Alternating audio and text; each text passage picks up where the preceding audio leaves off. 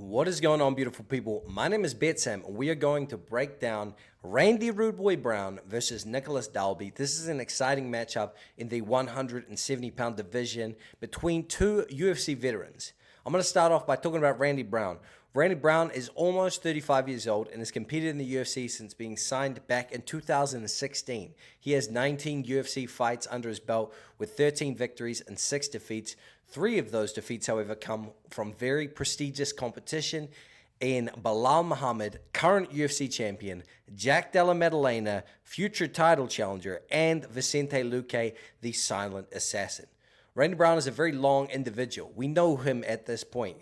He stands 6 feet 3 inches tall, boasting an impressive 78-inch reach. Despite being known primarily as a long, slick striker, he is capable with submissions also, with 5 submission victories and 7 knockouts. He is coming off of a split decision loss to Bryan Battle, where first and foremost, I thought he won that fight, but he was a step ahead in the striking and did get held against the cage for extended periods of time.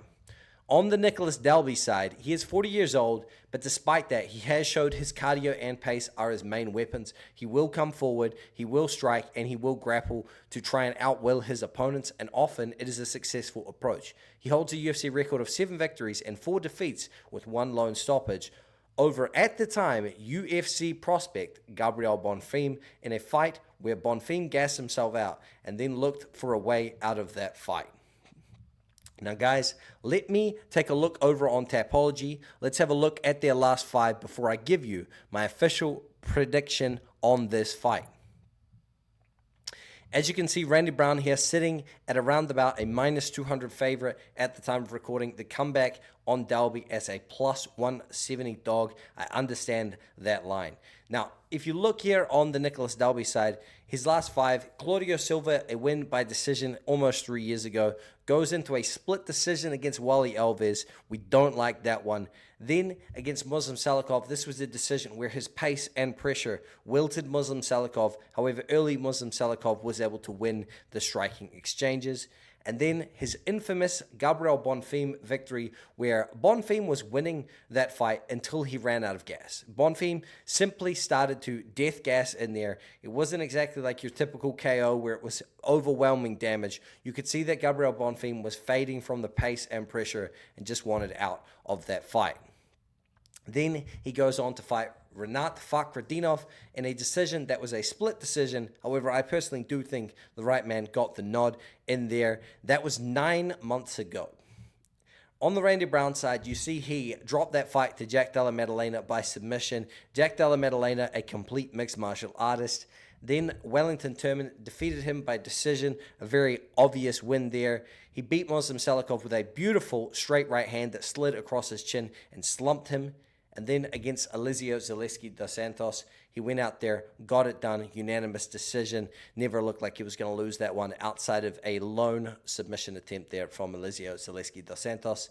And in his last outing, just 4 months ago, he went out there against Bryan Battle, won the striking exchanges, but was held against the cage for a little too long, and there was a split decision that went to the boy Bryan Battle. Guys, in this fight, I'm going to give you my breakdown. That is that Nicolas Dalby, almost 41 years old, right? He's coming into this match here with a 9-month layoff, and layoffs are not your friend when you're an older fighter.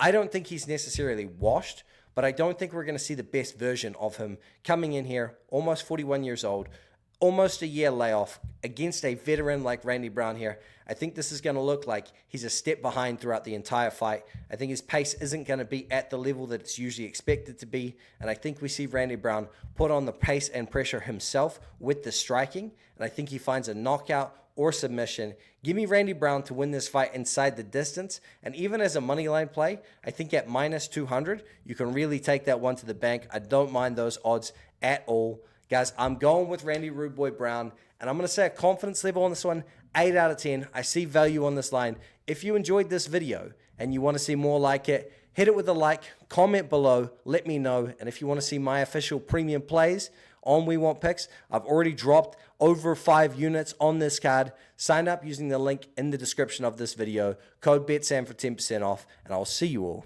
at the cash counter.